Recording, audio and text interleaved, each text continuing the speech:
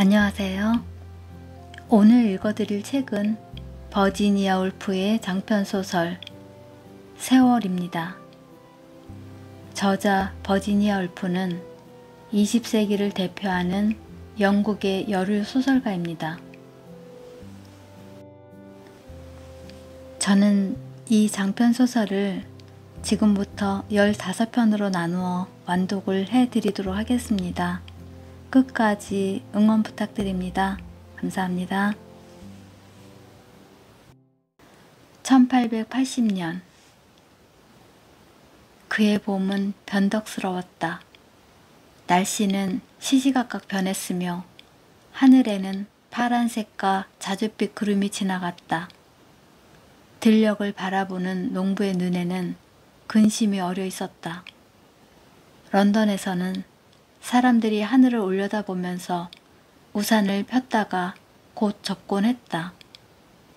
그러나 4월에는 그런 날씨가 예사로운 일이었다.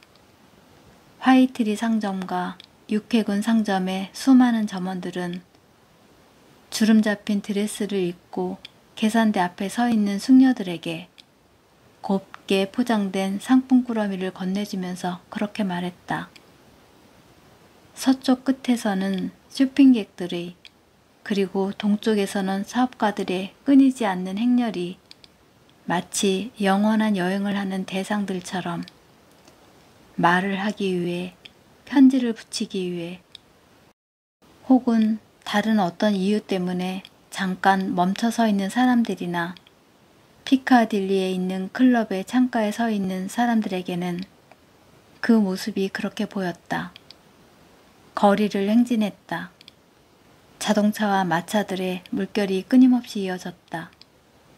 봄이 시작된 것이다. 조용한 거리에서는 음악가들이 고요하고 대개는 우울하게 피리를 불고 있었다. 그 소리는 하이드 파크와 성 제임스 성당의 나무 위에서 지저귀는 참새들의 노랫소리, 아름답지만 간헐적인 개똥 집박이의 울음소리와 어우러져 울려 퍼졌다. 광장의 비둘기들은 나무 꼭대기 위를 이리저리 날아다니며 나뭇가지를 떨어뜨리고 늘 끊어지는 자장가를 되풀이해서 읊조렸다. 마블 아치와 앱슬리 하우스의 문은 오후가 되면 허리바지가 달린 화려한 색깔의 드레스를 입은 숙녀들과 카네이션을 꽂은 코트를 입고 지팡이를 든 신사들로 막혀버리곤 했다. 이곳에 공주가 나들이를 왔다. 그녀가 지나가는 동안 신사들은 모자를 벗어 예의를 표했다. 길게 이어진 주택지구의 지하실에서는 모자를 쓰고 앞치마를 두른 하녀들이 차를 준비했다. 지하실로부터 구부러져 올라가면서 은재 차주전자가 테이블 위에 놓여 있었고 버몬드시와 헉스톤의 상처를 지혈했던 아가씨들과 노처녀들이 하나 둘 셋 네 숟가락의 차를 주의 깊게 헤아렸다. 공작새 깃털에 있는 눈 모양의 반점처럼 햇빛이 유리용기 안에서 타오르는 수많은 가스등 위로 내리비추어도 거리는 아직 넓은 부분이 어두운 채로 남아있었다. 가스등 불빛과 석양이 혼합된 빛이 둥근 연못과 서펜턴의 잔잔한 물 위에 반사되었다. 외식을 하러 나온 사람들은 마차를 타고 다리를 건너가면서 아름다운 전경이 펼쳐질 순간을 기다렸다. 마침내 달이 떠올랐다. 달은 반짝이는 동전처럼 이따금 조각구름에 의해 흐려지기는 하지만 고요히 엄격하게 거의 완벽한 냉담함으로 빛나고 있었다. 서치라이트의 불빛처럼 천천히 돌아 움직여서 이윽고 날이 가고 주가 가고 해가 갔다. 아벨 파기터 대령은 자신의 클럽 회의에서 점심 식사를 마치고 앉아 있었다. 가죽으로 덮인 안락 의자에 앉은 그의 친구들은 그 자신과 비슷한 타입의 사람들로 지금은 은퇴했지만 다들 전직 군인과 공무원이었기 때문에 그들은 인도나 아프리카 그리고 이집트에서의 그들의 과거에 대한 이야기와 농담으로 활발히 대화를 나누다가 이윽고 자연스럽게 현재의 이야기로 돌아왔다. 그것은 어떤 약속에 관한, 어쩌면 이루어질 가능성이 있는 약속에 관한 질문이었다. 갑자기 셋 중에서 가장 젊고 말쑥한 사람이 몸을 앞으로 굽혔다. 어제 그는 점심을 함께. 여기서 그는 문득 말을 멈추었다. 다른 사람들이 그에게로 몸을 굽혔다. 아벨 대령이 짧은 손짓으로 커피잔을 나르던 하인을 물러나게 했다. 이마가 벗겨지고 머리카락이 회색으로 변한 세 사람의 머리가 잠시 동안 가까이 모여 있었다. 이윽고 아벨 대령이 몸을 일으켜 세웠다. 엘킨 소령이 이야기를 시작했을 때 그들의 눈에 깃들었던 호기심의 빛이 파기터 대령의 얼굴에서는 완전히 사라졌다. 그는 마치 동양의 빛이 그의 눈에 아직도 남아있는 것처럼 눈을 조금 가늘게 뜬 채로, 그리고 마치 눈에 먼지가 들어간 것처럼 눈가를 찡그린 듯한 연푸른 눈으로 전면을 응시하며 앉아 있었다. 다른 사람들이 그에게는 흥미가 없을 거라고 말했던 게 생각났다. 실로 그것은 그에게는 맞지 않았다. 그는 일어서서 창문을 통해 피카딜리를 바라보았다. 태우다 남은 시거를 손에 든 채 그는 버스와 마차, 자동차와 화물차들, 그리고 사륜마차의 지붕을 내려다보았다.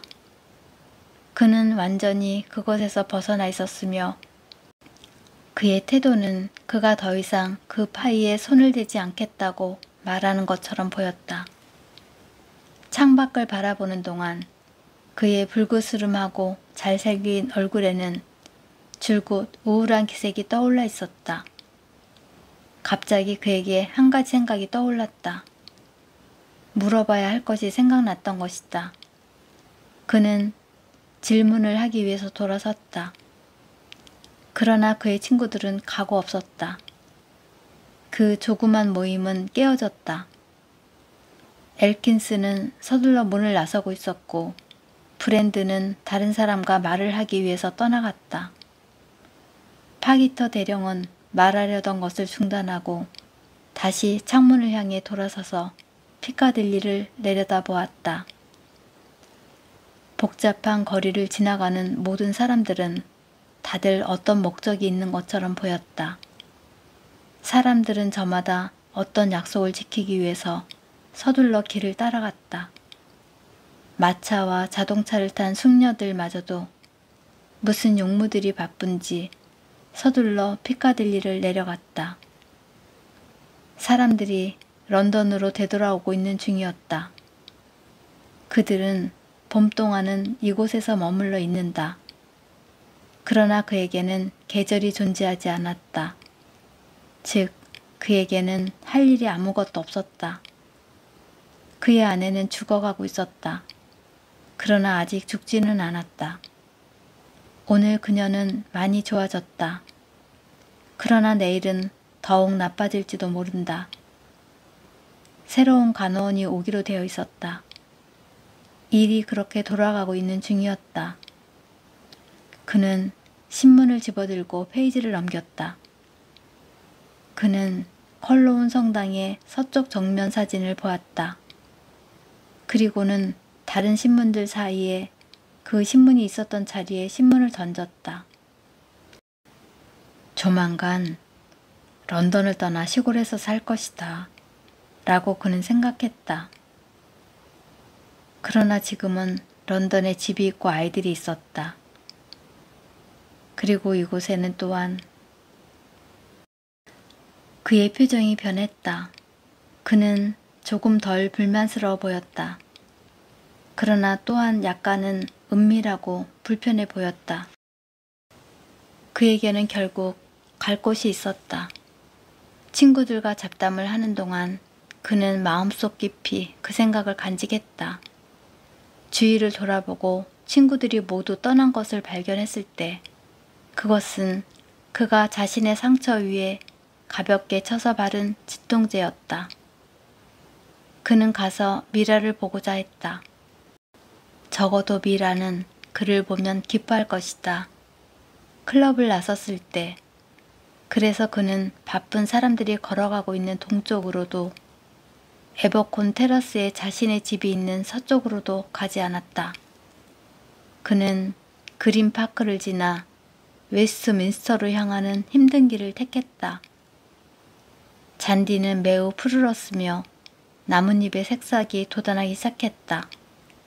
마치 새의 발톱 같은 작고 푸른 싹들이 나뭇가지에서 피어나고 있었으며 사방은 화창하게 빛나고 어디에나 생기가 넘쳐 흘렀다. 공기는 맑고 상쾌했다. 그러나 파기터 대령은 잔디도 나무도 보지 못했다. 그는 단추를 모두 끼운 코트를 입은 채 똑바로 앞을 보면서 공원을 지나갔다. 그러나 웨스트민스터에 다다랐을 때 그는 걸음을 멈췄다. 그는 이런 종류의 일을 좋아하지 않았다. 커다란 수도원 아래에 있는 조그만 거리, 창문에 노란 커튼과 카드가 걸려있고 작고 거무스름한 집들의 거리, 옥수수빵 장수가 배를 울리고 어린아이들이 길 위에 분필로 그려놓은 표시 안과 밖으로 소리치며 뛰어다니는 그 거리로 다가갈 때마다 그는 멈춰서서 오른쪽과 왼쪽을 살핀 다음 재빨리 30번지로 걸어가 배를 울리곤 했다. 머리를 수그리고 기다리는 동안 그는 문을 똑바로 바라보았다. 그는 계단에 서 있는 것처럼 보이고 싶지 않았다. 집 안으로 들어갈 수 있도록 허락을 받기 위해서 기다리고 있는 것처럼 보이고 싶지 않았던 것이다. 그는 심스 부인이 그를 들어오도록 허락하는 그 순간이 싫었다. 그 집 안에서는 항상 냄새가 났다. 그리고 그 집 뒤뜰의 빨래줄에는 언제나 더러운 옷가지들이 걸려 있었다. 그는 풀이 죽은 채 무거운 발걸음으로 계단을 올라가서 거실로 들어갔다. 그곳에는 아무도 없었다. 그가 너무 일찍 온 것이다. 그는 혐오스러운 눈길로 방 안을 둘러보았다. 그 방에는 너무 많은 자질구레한 물건들이 흩어져 있었다. 큰 고랭이 나무 위에 내려앉은 물총새가 그려진 스크린 정면에 있는 천으로 덮인 난로 앞에 똑바로 서 있는 동안 그는 잘못된 곳에 있다는 느낌과 자신이 너무 크다는 느낌을 받았다. 이리저리 바쁘게 움직이는 발소리가 위층에서 들려왔다. 거기에 누군가가 그녀와 함께 있단 말인가? 그는 귀를 기울이며 그 자신에게 물었다. 어린 아이들이 거리에서 소리치고 있었다. 그것은 야비하고 천박하고 교활했다. 조만간 그는 중얼거렸다. 그러나 문이 열리고 그의 정부인 미라가 들어왔다. 오, 사랑하는 복이. 그녀가 소리쳤다. 그녀의 머리는 단정치 못했다. 그녀는 조금 부스스해 보였다. 그러나 그녀는 그보다 훨씬 더 젊었고 그를 보게 돼서 진정으로 기뻐하고 있다고 그는 생각했다. 조그만 강아지가 그녀에게 뛰어올랐다. 루루루루, 이리 와서 보기 아저씨가 널 볼 수 있도록 하렴. 미라가 한 손으로 그 작은 개를 잡고 다른 한 손으로는 머리를 매만지면서 소리쳤다. 대령은 삐그덕거리는 바구니의 의자에 앉았다. 그녀는 개를 무릎 위에 올려놓았다. 개의 한쪽 귀 뒤에는 습진 자국으로 보이는 붉은 반점이 있었다. 대령은 안경을 쓰고 개의 귀를 들여다보았다. 그의 옷깃이 목과 맞닿은 곳에 미라가 입을 맞추었다. 그때 그의 안경이 떨어졌다. 그녀가 안경을 집어 개에게 씌웠다. 이 나이든 소년의 기분이 오늘은 별로 좋지 않다는 걸 그녀는 느꼈다. 그가 결코 그녀에게 말하지 않았던 가정생활과 신비스런 사교클럽의 세계에 무엇인가가 잘못되어 가고 있었다. 그녀가 머리도 만지기 전에 그가 왔고 그것은 성가신 일이었다. 그러나 그녀의 임무는 그의 마음을 돌리게 하는 일이었다. 그래서 그녀는 비록 뚱뚱하기는 했지만 테이블과 의자 사이를 미끄러져 다닐 수는 있었으므로 여기저기로 뛰어다녔다. 그러면서 그녀는 난로의 철망을 제거하고 그가 그녀를 멈추게 하기 전에 불을 지피기 어려운 난로에 불을 피웠다. 그리고 나서 그녀는 그가 앉은 의자의 팔걸이에 걸터 앉았다. 오 미라, 그대는 얼마나 말끔치 못한 소녀인가. 거울에 비친 자신의 모습을 보고 머리핀을 빼내면서 그녀가 소리쳤다. 그녀는 긴 곱슬머리를 풀어서 어깨 위로 내렸다. 비록 그녀의 나이가 40이 가까웠고 베드포드에 있는 친구에게 맡겨둔 8살 난 딸이 있지만 그녀의 머리칼은 아직 아름다운 금빛이었다. 머리칼은 그 무게에 의해 제멋대로 풀어 늘어졌고 그것을 보고 있던 보기가 허리를 굽혀 그녀의 머리에 키스했다. 손풍금이 거리에서 연주되기 시작했다. 어린 아이들이 그쪽으로 몰려가서 주위가 갑작스레 조용해졌다. 대령이 그녀의 목을 쓰다듬기 시작했다. 그는 두 손가락이 없는 손으로 목과 어깨가 만나는 부분에서 더 내려가지 않고 더듬거렸다. 미라는 바닥으로 미끄러져 내려져 등을 그의 무릎에 기댔다. 그때 계단에서 삐그덕거린 소리가 났다. 누군가가 마치 자신의 존재를 그들에게 경고하는 것처럼 발끝으로 가볍게 마루를 찼다. 미라는 즉시 핀으로 머리를 고정시키고 일어나서 문을 닫고 나갔다. 대령은 다시 형식적으로 개의 귀를 관찰했다. 이게 습진인가 아닌가? 그는 붉은 반점을 한 번 더 살펴보고 나서 다리 위에 그 개를 올려놓고 기다렸다. 그는 층계참에서 길어지는 대화를 좋아하지 않았다. 이윽고 미라가 들어왔다. 그녀는 걱정스러운 표정이었다. 걱정거리가 있을 때면 그녀는 늙어 보였다. 그녀는 쿠션 커버 밑에서 무엇인가 찾기 시작했다. 그녀는 자신의 가방을 찾고 있었다. 내가 가방을 어디다 두었지? 라고 그녀가 중얼거렸다.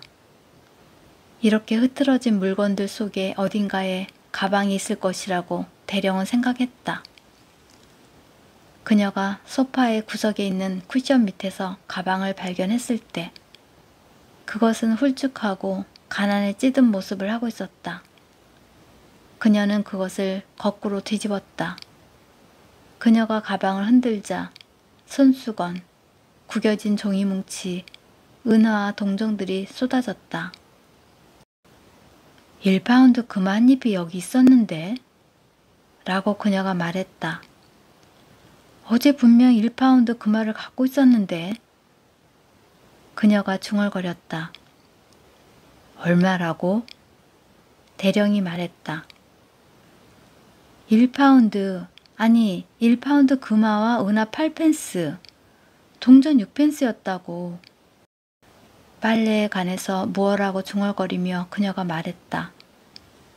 대령이 자신의 조그만 금빛 케이스에서 2개의 금화를 꺼내 그녀에게 건네주었다. 그녀가 그것을 받아가지고 나갔고 층계참에선 좀 더 긴 속삭임이 있었다. 빨래? 방 안을 둘러보며 대령은 생각했다. 그 방은 비좁고 지저분했다. 그러나 그녀보다 나이살이나 더 먹은 입장에서 빨래에 관해 묻는다는 것은 점잖은 일이 아니었다. 그녀가 다시 돌아왔다. 그녀는 방을 가로질러 뛰어와서 바닥에 앉아 그의 무릎에 머리를 기댔다. 약하게 타오르던 불이 꺼졌다. 불을 그냥 놔둬. 그녀가 부지깽이를 집어들자 그가 신경질적으로 말했다. 거지도록 놔둬. 그녀는 부지깽이를 내려놓았다. 개가 으르렁거렸다. 손풍금 소리가 들려왔다. 그의 손이 그녀의 목 위아래로 그리고 숱이 많고 긴 머리칼 안과 밖으로 움직였다. 이 조그만 방은 다른 집들과 너무 붙어 있어서 먼지가 빠르게 일어났다. 창문에는 커튼이 반쯤 드리워져 있었다. 그가 그녀를 자기 쪽으로 끌어당겼다. 그는 그녀의 목덜미에 입을 맞추었다. 두 손가락을 잃은 손이 그녀의 목과 어깨가 만나는 부분을 더듬기 시작했다. 갑작스런 빗줄기가 거리를 적셨다. 분필로 표시한 구획을 들락날락하던 어린아이들이 집으로 달려갔다. 뒷머리 위에 어부의 모자를 멋있게 쓰고 거리에 보도블럭을 따라다니며 자선을 베푸세요. 자선을 베푸세요. 라고 외치던 늙은 거리의 가수도 외투깃을 치켜세우고 이미 자신의 충고인 자선을 베푸세요 여러분 늘 끝낸 주점의 주랑 현관 아래로 몸을 피했다. 그때 태양이 다시 빛나고 도로에 물기가 걷혔다. 아직 안 끓어. 밀리 파기터가 차주전자를 바라보며 말했다.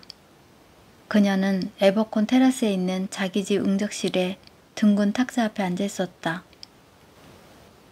끓으려고 하지도 않아. 그녀가 되풀이했다. 그 주전자는 지금은 거의 지워진 장미꽃 모양이 양각된 구식의 노쇠 주전자였다. 약하고 조그만 불빛이 노쇠 용기 아래에서 타올랐다. 그녀의 여동생인 델리아는 그녀 옆에 의자 뒤로 기대 누워서 역시 그것을 바라보고 있었다. 끓기는 끓겠지? 마치 대답을 기대하지 않는 것처럼 잠시 후 델리아가 물었다. 밀리는 대답하지 않았다. 그들은 노란 심지 뭉치에서 타오르는 불꽃을 조용히 바라보며 앉아 있었다. 다른 사람들이 오기로 되어 있는 듯 그곳에는 많은 접시와 잔들이 놓여 있었다. 그러나 그 순간에는 그들 뿐이었다. 그 방은 가구들로 가득 차 있었다. 그들 반대편에는 선반 위에 청자가 놓인 네덜란드식 캐비닛이 서 있었다. 4월의 저녁 햇살이 유리창 여기저기를 밝게 비추었다. 난로 위에서는 흰 모슬린 옷을 입고 무릎에는 꽃바구니를 얹어놓은 붉은 머리의 젊은 여인의 초상화가 웃으며 그들을 내려다보았다. 밀리가 머리에서 머리핀을 뽑아 심지 뭉치를 가닥가닥으로 풀어 불꽃의 크기를 크게 만들었다. 그래봤자 소용없어. 델리아가 언니를 바라보면서 신경질적으로 말했다. 그녀는 안절부절 못하고 있었다. 모든 일에는 그렇게 참기 어려운 시간이 있는 것처럼 보였다. 그때 크루스비가 들어와서 그 주전자의 물을 부엌에서 끓여올까 물었다. 밀리는 됐다고 말했다. 언제나 이 모든 자질구레하고 하찮은 일들로부터 벗어날 수 있을까? 라고 델리아는 탁자 위를 칼로 톡톡 두드리며 언니가 머리핀을 가지고 씨름하는 약한 불꽃을 바라보며 혼자 생각했다. 그때 문이 다시 열리고 빳빳한 분홍색 원피스를 입은 소녀가 들어왔다.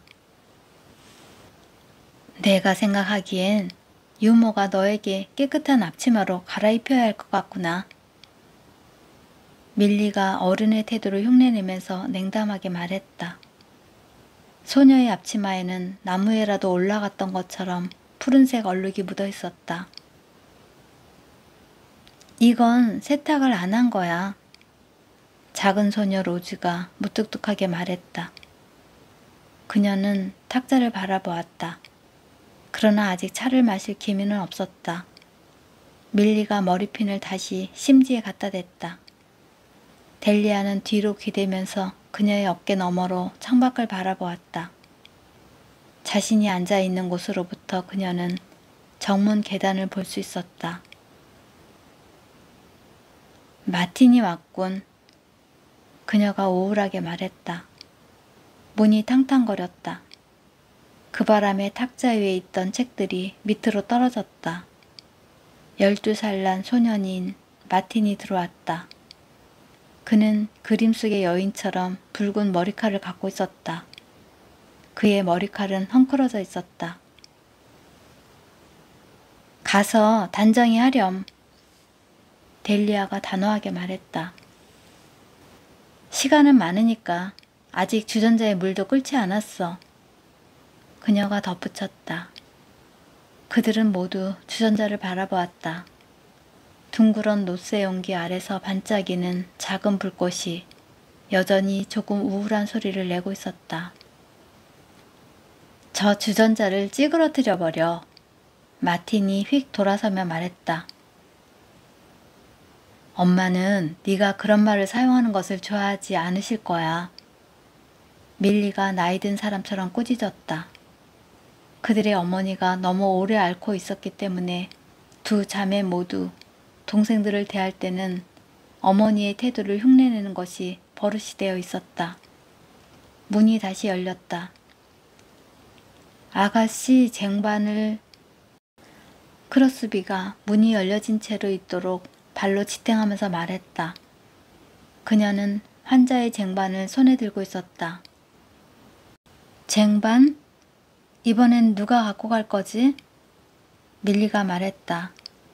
그녀는 다시 어린아이들을 잘 다루기 원하는 어른의 태도를 흉내내고 있었다. 너는 아니야, 로즈. 저건 너무 무거워. 마틴이 들고 가는 게 좋겠다. 물론 그와 함께 가는 건 좋아. 하지만 머무르지는 마. 엄마한테는 네가 무엇을 하고 있는지만 말씀드리고 와. 그런데 저 주전자가 그녀는 머리핀으로 다시 심지를 건드렸다. 엷은 수증기가 뱀 같은 모양의 꼭지로부터 뿜어져 나왔다. 첫 번째의 간헐적인 분출, 이후 그것은 점점 더 강해져서 그들이 계단을 올라가는 소리를 들었을 때는 마침내 주전자 꼭지로부터 아주 강한 분출이 있었다. 끓는다 끓어. 밀리가 소리쳤다. 그들은 조용히 식사를 했다. 네덜란드식 캐비닛에 유리에 비친 빛의 변화로 판단하건대 해가 구름 속에 들어갔다 나왔다 하는 모양이었다. 때때로 사발이 짙푸르게 빛났다가 낯빛으로 변했다. 빛은 다른 방에 있는 가구 위로도 은밀하게 내리비쳤다. 거기에는 하나의 패턴이 단조로운 조각무늬가 있었다. 어딘가엔 아름다움이 있었고 어딘가엔 자유가, 그리고 어딘가엔 델리아는 생각했다. 그는 하얀 꽃을 달고 그때 홀에서 지팡이를 짚는 소리가 들려왔다. 아빠다. 밀리가 경고하듯 소리쳤다. 마틴은 즉시 아버지의 안락 의자에서 꼼지락거리며 일어났다. 델리아는 똑바로 섰다. 나머지 사람들에게는 어울리지 않을 것 같은 커다란 장미 무늬의 잔을 밀리가 잽싸게 앞으로 옮겨 놓았다. 대령은 문 앞에 서서 다소 사납게 아이들을 둘러보았다. 그의 작고 푸른 눈이 마치 결점을 찾으려는 것처럼 그들을 살폈다. 거기엔 어떤 특별한 결정 같은 건 없었다. 그러나 그는 화가 나 있었다. 그가 화가 났다고 말하기 전에 그들은 즉시 그것을 알아차렸다. 지저분한 작은 악당. 로즈의 곁을 지나칠 때 그가 그녀의 귀를 꼬집으며 말했다. 그녀는 앞치마의 얼룩을 얼른 손으로 가렸다. 엄마는 괜찮니? 커다란 안락 의자에 견고한 덩어리처럼 자신의 몸을 내려놓으며 그가 말했다. 그는 차를 싫어했지만 그의 아버지가 사용했던 커다란 옛잔으로 언제나 차를 조금 마셨다. 그는 그것을 들어 올려서 기계적으로 마셨다. 그리고 너희들은 무얼 했지? 그가 물었다. 그는 다정해질 수 있었던, 그러나 지금은 확실하게 희미하지만 날카로운 눈빛으로 주위를 둘러보았다. 델리아는 음악 교습을 받았고 전 화이트리에 갔었어요. 밀리가 마치 어린아이들이 수업 내용을 암송하듯 말했다. 돈을 쓸어? 응? 그녀의 아버지가 날카롭지만 불친절하지는 않게 말했다. 아니에요, 아빠. 제가 말씀드렸잖아요. 그들이 다른 시트를 보냈어요. 그리고 마틴 너는? 파기터 대령이 딸의 말을 가로막으며 물었다. 여느 때처럼 반에서 맨 밑바닥이냐? 1등이에요. 마틴이 이 순간까지 참기 어려웠다는 듯이 큰 소리로 말했다. 너는 그런 식으로 말해선 안 돼. 아버지가 말했다. 그의 우울함이 조금 풀렸다. 그는 손을 바지 주머니에 넣어 한 줌의 은하를 꺼냈다. 그가 그 은하들 가운데서 6펜스짜리 하나를 골라내려고 하고 있는 동안 아이들은 그를 바라보았다. 그는 1857년 인도에서 일어났던 벵갈 원주민의 폭동 때 오른손 손가락 2개를 잃었다. 그 손은 근육이 수축되어 마치 늙은 새의 발톱처럼 보였다. 그는 발을 끌고 치적거리며 움직였다. 그러나 그가 항상 그 상처를 무시하는 것처럼 아이들도 그를 도우려 하지 않았다. 절단된 손가락에 반짝이는 흉터가 로즈를 매혹시켰다. 옛다 마틴. 마침내 그가 6펜스짜리 은하를 아들에게 건네주며 말했다. 그는 다시 차를 조금 마시고 나서 콧수염을 닦았다. 엘리너는 어디 있니?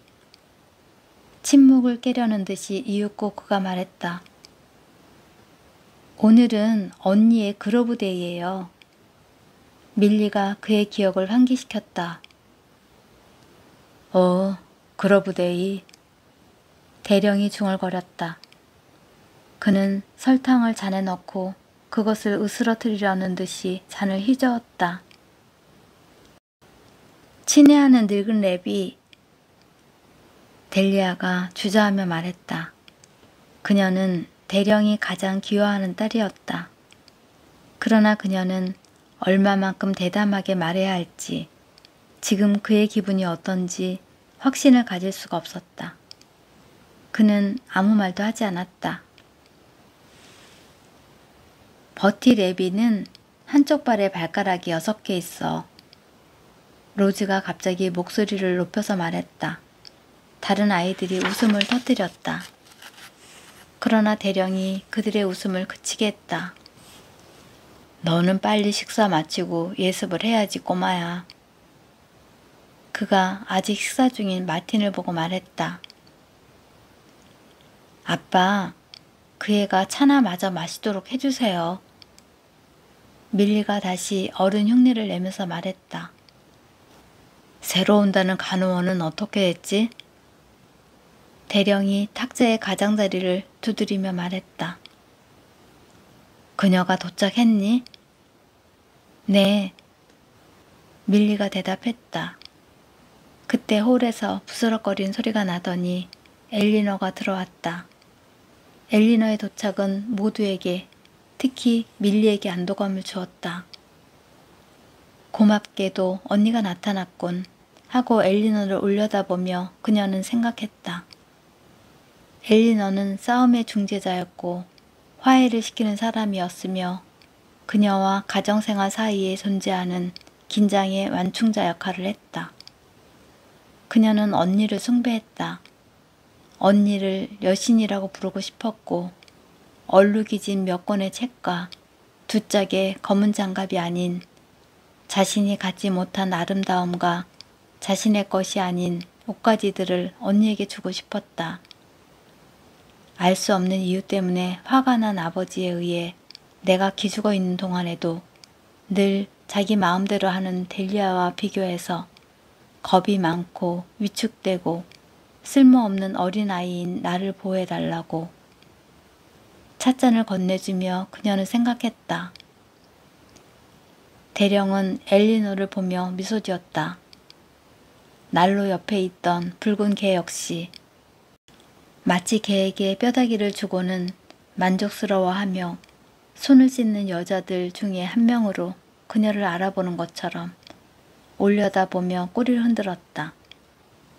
그녀는 22살가량 먹은 이 집의 가장 큰 딸이었으며 예쁘지는 않았지만 건강했고 비록 지금은 지쳐 있었으나 대개는 쾌활했다. 늦어서 죄송해요. 사람들한테 붙잡혀 있었어요. 그럴 생각은 아니었는데. 그녀가 아버지를 바라보며 말했다. 내가 생각보다 일찍 출발했지. 그가 성급히 말했다. 회합이... 그는 잠깐 말을 멈췄다. 거기에는 미라와 또 다른 소동이 있었다. 그래, 너의 그로브는 어땠니? 그가 물었다. 아, 그로브요? 그녀가 되풀이했다. 그때 밀리가 뚜껑 덮인 접시를 그녀에게 건네주었다. 전 붙잡혀 있었어요. 엘리너가 다시 말했다. 그녀는 식사를 시작했다. 분위기가 밝아졌다. 이제 우리에게 말해주세요, 아빠. 대령이 가장 기여하는 딸인 델리아가 대담하게 말했다. 무엇을 하시는 중이세요?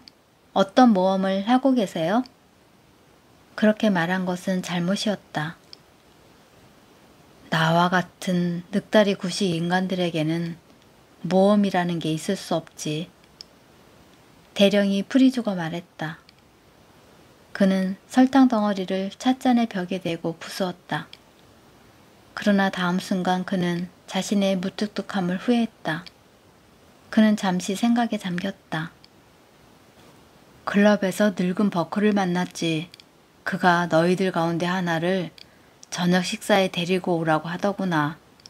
로비는 휴가에서 돌아왔더라. 그가 말했다. 그는 차를 마셨다. 몇 방울이 그의 작고 뾰족한 수염 위로 떨어졌다. 그는 큼직한 비단 손수건을 꺼내서 성급하게 턱을 닦았다. 낮은 의자에 앉아있던 엘리너가 호기심 어린 눈으로 처음에는 밀리의 얼굴을, 이어 델리아의 얼굴을 쳐다보았다. 그녀는 두 사람 사이에 적이가 감돌고 있다는 느낌을 받았다. 그러나 그들은 아무 말도 하지 않았다. 그들은 대령이 자신의 잔을 들어보고 그 안에 아무것도 남지 않았다는 사실을 알고는 작게 쨍그렁 소리가 나도록 잔을 내려놓을 때까지 계속해서 식사를 하고 차를 마셨다. 이윽고 차를 마시는 의식이 끝났다. 이제 그만 가서 예습을 해야지 꼬마야. 그가 마틴에게 말했다.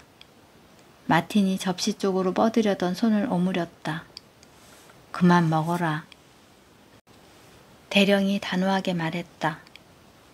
마틴은 일어서서 마치 지나가는 시간을 느리기라도 하려는 듯 의자와 탁자를 손으로 만지며 갔다. 그는 문을 쾅 소리 나게 밀어 닫았다. 팽팽하게 단추를 채운 코트를 입은 대령이 일어서서 그들 사이에 똑바로 섰다. 나도 나가봐야겠다. 그가 말했다. 그러나 그는 나가야 할 특별한 용무가 없는 것처럼 잠시 멈춰 섰다. 그는 아주 똑바로 마치 무슨 명령을 하려는 듯이, 그러나 금방 그 명령이 생각나지 않는 것처럼 그곳에 서 있었다. 이윽고 그는 생각을 정리했다. 나는 너희들 중에 하나가 에드워드에게 편지 쓰는 걸 기억하기 바란다.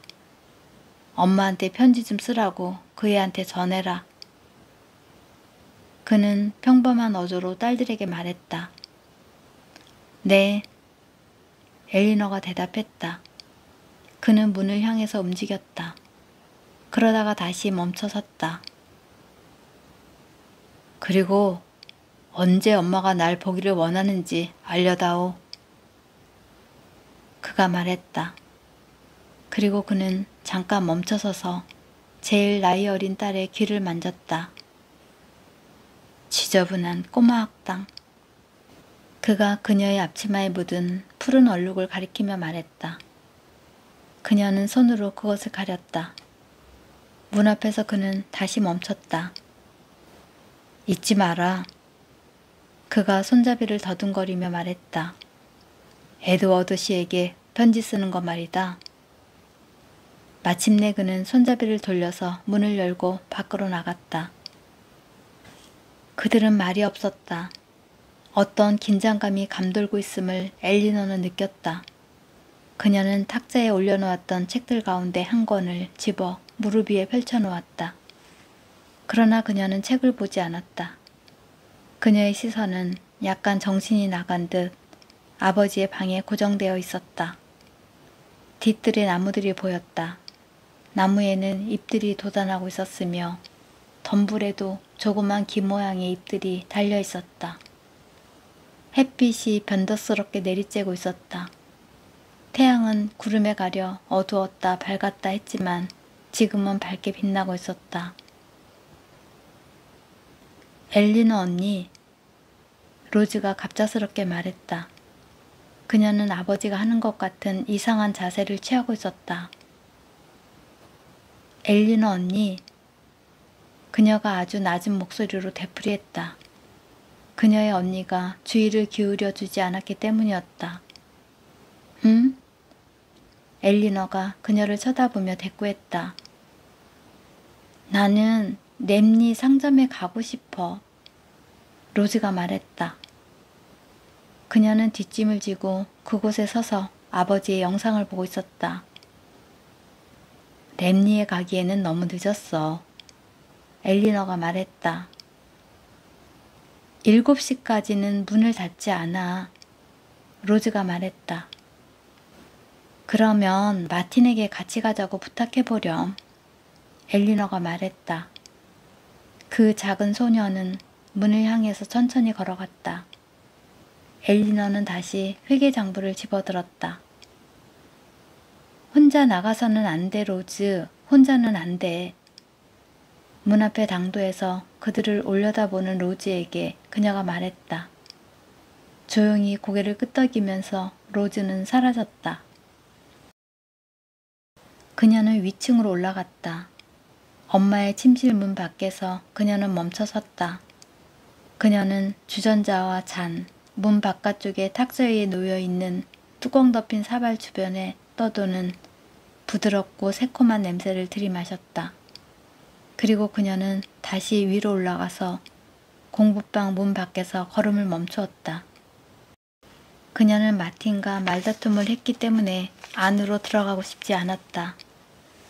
그들은 처음에는 에디지와 그 현미경 때문에 싸웠고 나중에는 미스핌의 고양이를 옆방으로 던지는 것 때문에 싸웠다. 그러나 엘리너 언니는 그에게 같이 갈 수 있는지 물어보라고 말했다. 마틴 오빠. 그녀가 말문을 열었다. 그는 앞에 책을 기대어 세워놓고 책상 앞에 앉아서 중얼거리고 있었다. 그것은 아마 그리스어이거나 라틴어일 터였다. 엘리너 언니가 나한테 말하길. 그녀는 그가 얼마나 상기되어 있고 조그만 종이 조각을 줄줄 말아서 마치 한 개의 공으로 만들려는 것처럼 얼마나 꽉 손에 움켜쥐고 있는지에 주목하면서 말을 꺼냈다. 오빠한테 물어보라고. 문에다 비스하게 등을 기대고 서서 그녀는 용기를 내어 말하기 시작했다. 엘리너는 의자에 등을 기댔다.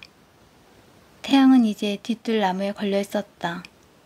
봄 햇살이 초라한 의자 커버 위에 어른거렸다. 커다란 안락 의자에 아버지가 앉아서 머리를 기대곤 하는 부분에 칙칙한 얼룩이 져 있음을 그녀는 깨달았다. 그러나 이곳에는 얼마나 여러 개의 의자들이 있는가. 밀리와 델리아는 모두 말이 없었다. 그것은 저녁 파티의 문제였다고 엘리너는 기억해냈다. 그들 중에 누가 가야 하는가? 그들은 둘 다 가기를 원하고 있었다. 그녀는 사람들이 대개 따님들 중에서 한 명을 데리고 오라는 식으로 말하지 않기를 바랐다. 그녀는 사람들이 그들 모두를 묶어서 말하는 대신에 엘리노를 데리고 오라, 혹은 밀리를, 혹은 델리아를 데리고 오라고 말해주길 원했다. 그러면 아무런 문제도 생기지 않을 것이다. 그러면 델리아가 갑자기 말했다. 나는... 그녀는 마치 어디론가 가려는 듯이 일어섰다. 그러나 그녀는 멈췄다. 다음 순간 그녀는 거리가 내다 보이는 창문 쪽으로 걸어갔다. 맞은편에 있는 모든 집들은 앞쪽에 작은 정원을 갖고 있었다. 그리고 똑같은 계단과 똑같은 기둥들, 똑같이 활 모양으로 내민 창문을 갖고 있었다. 그러나 이제 먼지가 떨어지고 있었으며 희미한 빛 속에서 그것들은 비현실적이고 이상해 보였다. 램프가 빛나고 있었고 마주 바라보이는 집의 거실에선 불빛이 타올랐다. 커튼이 드리워진 그 방은 그러나 곧 어두워졌다. 델리아는 그곳에 서서 거리를 내려다보았다. 하층 계급의 한 여인이 유모차를 끌고 지나갔고 한 늙은 남자가 뒷짐을 지고 비틀거리며 걸어가고 있었다. 그 밖에 거리에는 아무도 없었고 정적이 감돌았다. 이때 딸랑딸랑하는 소리가 길을 내려왔다. 델리아는 흥미를 느꼈다. 그것이 그들의 문 앞에서 멈춰설 것인가. 그녀는 더 열심히 그쪽을 바라보았다. 그러나 유감스럽게도 마부가 고삐를 획 잡아당겼다. 그 바람에 말이 비틀거렸다. 마차는 두 개의 문을 더 내려가서 멈춰섰다. 누군가가 스테플턴 가족을 방문하는군. 그녀가 모슬린 차양을 잡아당기며 돌아보고 소리쳤다. 밀리가 다가가서 그녀 옆에 섰다. 열린 틈을 통해 그들은 마차에서 머리끝부터 모습을 나타내는 젊은이를 함께 바라보았다. 그는 마부에게 요금을 지불하기 위해 손을 펼쳐 올렸다. 보고 있는 걸 들키지나 마. 엘리너가 경고하듯 말했다. 젊은이는 그 집 계단을 뛰어 올라갔다. 문이 그의 뒤에서 닫혔다. 마차가 떠나갔다. 그러나 두 소녀는 한동안 더 창가에 서서 거리를 내려다보았다. 앞들의 크로커스는 노란색과 자줏빛을 띠고 있었다. 아몬드 나무와 지똥나무엔 이제 막 초록빛 잎이 피어났다. 돌풍이 불어와 신문 조각들을 거리로 날려보냈다. 조그만 먼지 해오리가 그 뒤를 따랐다. 지붕 위에서는 붉고 변덕스러운 런던의 석양이 창문과 창문들을 금빛으로 물들였다. 봄날 저녁에는 빛이 금빛에서 검은빛으로 다시 검은빛에서 금빛으로 변하는 에버콘 테라스에 조차 황량함이 존재했다. 차양을 내리고 델리아는 돌아서서 거실로 되돌아왔다. 그녀가 갑자기 말했다. 오, 하느님! 책을 다시 집어든 엘리너가 방해를 받은 듯 쳐다보았다. 8 곱하기 8, 그녀가 큰 소리로 말했다. 8 곱하기 8은 얼마니? 위치를 표시하기 위해 손가락을 책장으로 가져가면서 그녀가 여동생에게 물었다. 불타오르는 황혼 속에서 붉은 머리를 뒤로 넘겼을 때 델리아는 순간적으로 도전적이고 심지어 아름답게까지 보였다. 그녀 옆에 서 있는 밀리는 쥐색으로 아무런 특징이 없었다. 여길 좀 봐, 델리아. 엘리너가 책을 덮으며 말했다. 너는 단지 기다리기만. 그녀는 마음속에 있는 말을 엄마가 돌아가실 때까지 라는 말을 차마 할 수 없었다. 아니야, 아니야, 아니야. 델리아가 팔을 펼치며 말했다. 희망이 없어. 그녀가 말하기 시작했다. 그러나 그녀는 곧 말을 멈췄다. 크로스비가 들어왔기 때문이었다. 크로스비는 큰 쟁반을 들고 있었다. 하나씩 하나씩 조금은 과장되게 찡그렁거리며 그녀는 잔들과 접시들과 칼, 잼그릇, 케이크 접시와 빵과 버터 접시들을 쟁반 위에 올려놓았다. 그러고 나서 그녀는 쟁반을 균형 있게 들고 밖으로 나갔다. 잠시 정막이 감돌았다. 크로스비가 다시 들어와서 탁자볼을 덮고 탁자를 옮겼다. 다시 침묵이 흘렀다. 잠시 후에 그녀는 비단으로 갓을 씌운 등 2개를 들고 돌아왔다. 그녀는 하나를 방 앞쪽에 놓고 다른 하나는 뒤쪽에 놓았다. 그러고 나서 그녀는 값싼 신발을 끌며 창가로 가서 커튼을 쳤다. 커튼들은 청동 막대를 따라서 달가닥거리며 미끄러졌다. 곧 창문들은 자줏빛 플러시천에 두껍게 덮인 주름에 의해 어두워졌다. 그녀가 2방의 커튼을 다 쳤을 때 거실은 무거운 침묵에 의해 억눌려 있는 것처럼 보였다. 그곳은 바깥 세상과 두텁게 그리고 완전하게 단절된 것 같았다. 다음 거리 멀리 내려간 곳에서 거리의 등짐 장수가 웅얼거리는 소리를 그들은 들었다. 마차를 끄는 말의 무겁고 느린 발굽소리가 거리 아래쪽에서 들려왔다. 그리고 잠시 동안 바퀴 소리가 거리에서 들려왔고 곧 그 소리들은 사라져서 완벽한 침묵이 흘렀다. 2개의 노란 불빛의 원이 램프 아래에 그려졌다. 엘리너는 그중 하나의 등불 아래로 의자를 옮겨놓고 머리를 수그려서 너무 하기 싫어서 늘 마지막까지 남겨놓곤 하는 일의 일부분을 계속했다. 그것은 숫자를 더하는 일이었다. 그녀의 입술이 움직였다. 그녀가 8에다 6을 더하고 5에다 4를 더하는 동안 연필이 종이 위에 조그만 점들을 만들었다. 마침내 그녀가 말했다. 다 끝났어. 이제 엄마한테 가봐야지. 그녀는 장갑을 짚기 위해 허리를 구부렸다. 아니야, 내가 갈래. 밀리가 펼쳐놓았던 잡지를 옆으로 던지며 말했다. 델리아가 서성거리고 있던 뒷방 쪽에서 갑자기 나타났다. 나는 해야 할 일이 아무것도 없어. 내가 갈 거야.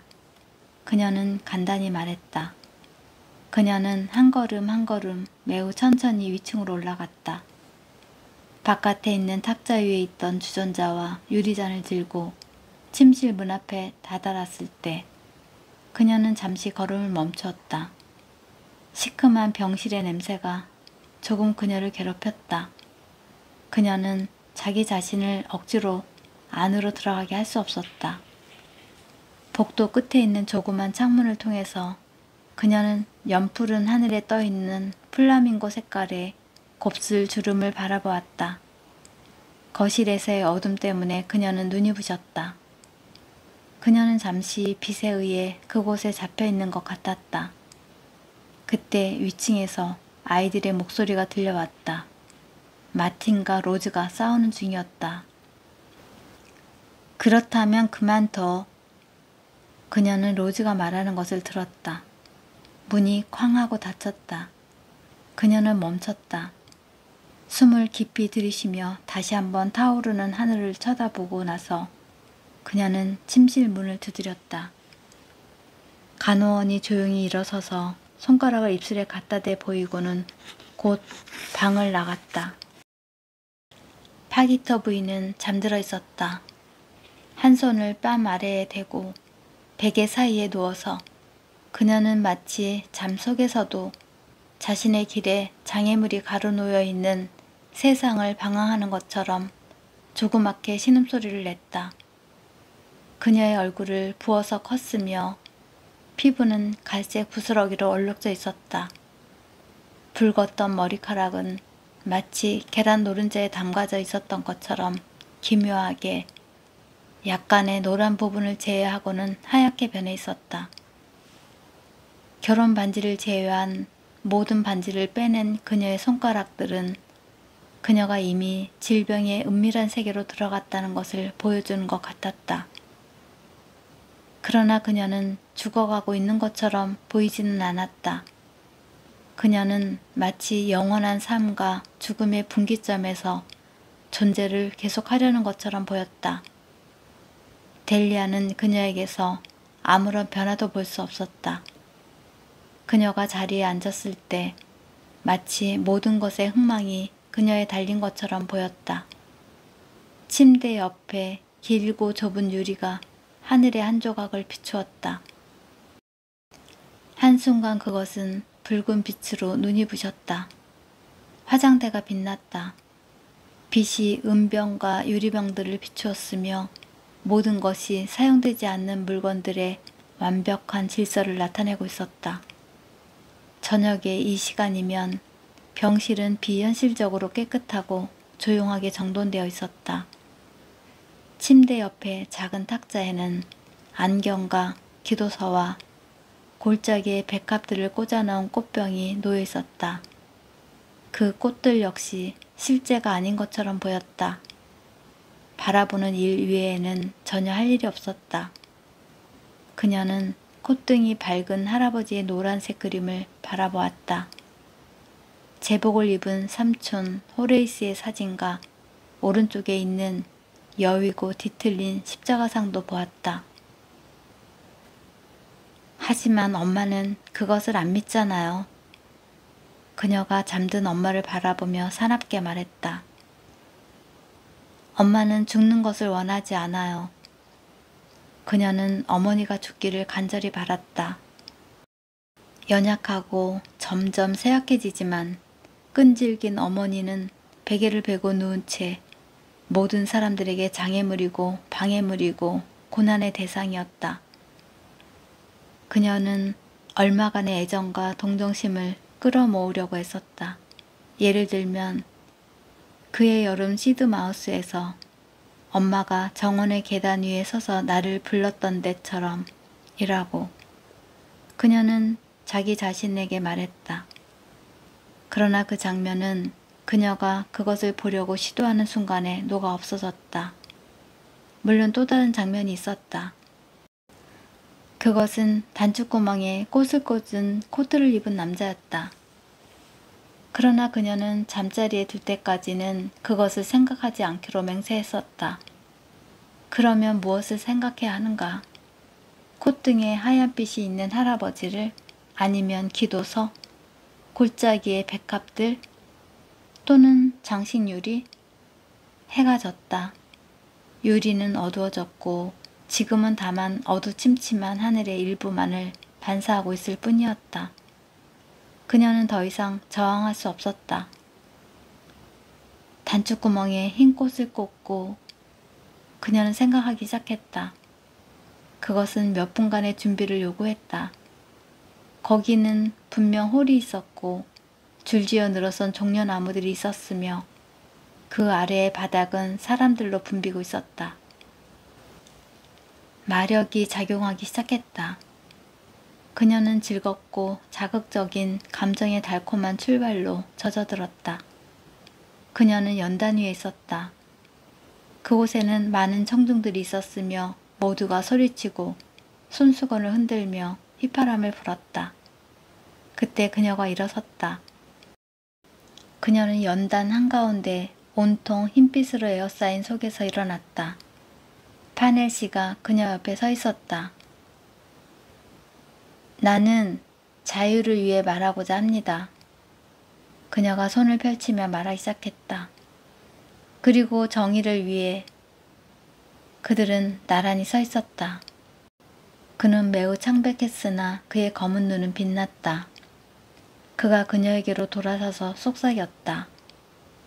갑자기 누군가가 방해를 했다. 파기터 부인이 베개에서 몸을 일으켰다. 내가 어디에 있는 거지? 그녀가 소리쳤다. 종종 잠에서 깨어날 때 그러는 것처럼 그녀는 놀라고 당황해했다. 그녀가 손을 들었다. 도움을 청하는 것 같았다. 내가 어디에 있는 거지?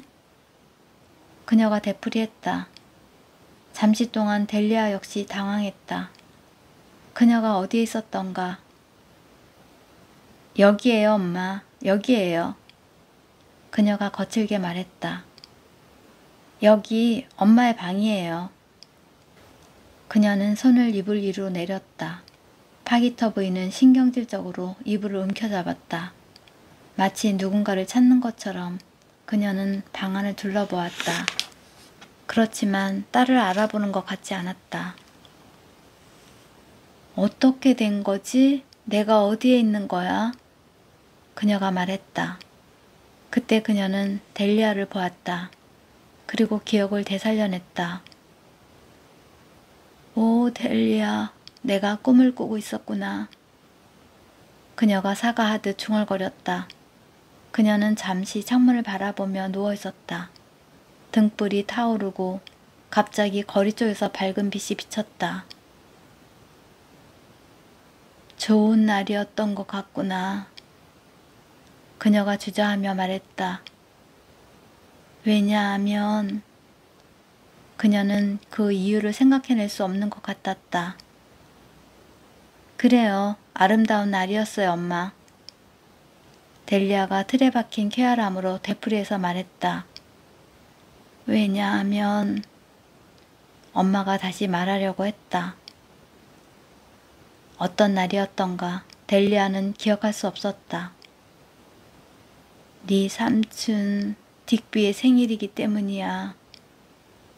마침내 파기터 부인이 말했다.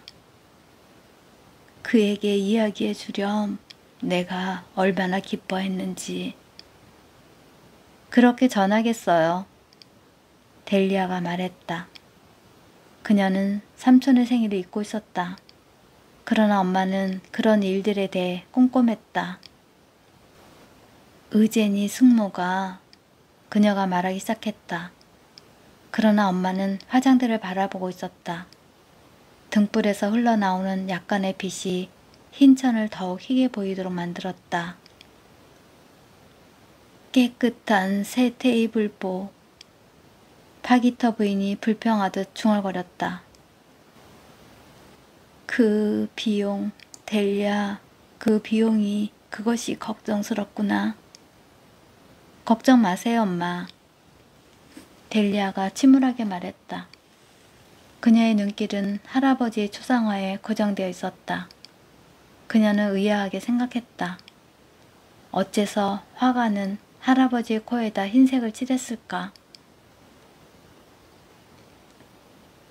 의제니 숙모가 꽃을 가져왔었어요. 그녀가 말했다. 어떤 이유 때문인지 파기터 부인은 즐거워 보였다. 생각에 잠긴 듯한 그녀의 눈길이 얼마 전에 세탁 비용을 지불했음을 나타내는 깨끗한 탁자부에 머물러 있었다. 의제니 내가 얼마나 잘 기억하고 있는지. 그녀가 말했다. 그녀의 목소리는 부드럽고 충만하게 들렸다. 약혼 날짜가 발표됐었지. 우리는 모두 정원에 있었어. 그때 편지 한 통이 왔지. 그녀가 잠시 말을 멈췄다. 편지가 한 통 왔어. 그녀가 되풀이했다. 그리고 그녀는 잠시 동안 말이 없었다. 그녀는 어떤 기억을 뛰어 넘어가고 있는 것처럼 보였다. 그 귀여운 작은 소년이 죽었어. 그러나 그것을 제외하고는 그녀는 다시 멈췄다. 오늘 밤은 그녀가 유난히 약해 보인다고 델리아는 생각했다. 즐거움의 신호가 그녀를 통과해 갔다. 엄마의 문장들이 평소보다 더 자주 중단되고 있었다. 어떤 작은 소년이 죽었지. 엄마가 말하기를 기다리는 동안 그녀는 꼬인 이불을 정돈하기 시작했다. 너는 여름에 함께 오곤 하던 모든 사촌들을 알지? 엄마가 갑자기 말을 시작했다. 거기에 너의 삼촌 호레이스가 있었지. 인공눈을 하고 있던 삼촌 말이죠? 델리아가 말했다. 그래, 그 흔들 목마에 눈을 다쳤지. 아주머니들이 호레이스를 끔찍히 생각했단다. 그들은 말하곤 했지. 여기서 그녀는 오랫동안 말을 멈추었다. 그녀는 정확한 말을 찾기 위해서 더듬거리는 것 같았다. 호레이스가 오면 잊지 말고 식당문에 대해서 그에게 물어보도록 해라. 이상한 즐거움이 파기터 부인에게 찾아오는 것처럼 보였다. 실제로 그녀는 웃었다. 그녀는 먼 과거의 가족들 사이에 오고 갔던 농담을 생각하고 있음에 틀림없다고 델리아는 순간적으로 미소가 떠올랐다가 곧 사라지곤 하는 모습을 보면서 추측했다. 방 안에는 완전한 침묵이 흘렀다. 엄마는 눈을 감았다. 한 개의 반지를 끼고 있는 희고 여인 손이 이불 위에 놓여 있었다. 조용한 가운데 그들은 난로에서 석탄이 타는 소리와 길을 내려가는 말 발굽 소리를 들었다. 파기터 부인은 더 이상 이야기하지 않았다. 그녀는 완벽히 조용하게 누워 있었다. 그녀가 깊은 한숨을 내쉬었다. 문이 열렸다. 간호원이 들어왔다. 델리아는 일어나서 방을 나왔다. 내가 어디에 있는 거지? 석양을 받아 붉게 빛나는 흰 주전자를 보면서 그녀는 자신에게 물었다. 잠시 동안 그녀에게는 자신이 삶과 죽음의 경계에 있는 것처럼 느껴졌다. 내가 어디에 있는 거지? 핑크빛 주전자를 바라보면서 그녀는 되풀이했다. 갑자기 모든 것이 낯설게 보였기 때문이었다. 그때 위층으로부터 물이 세차게 쏟아지는 소리와 발로 쿵쾅거리는 소리가 들려왔다.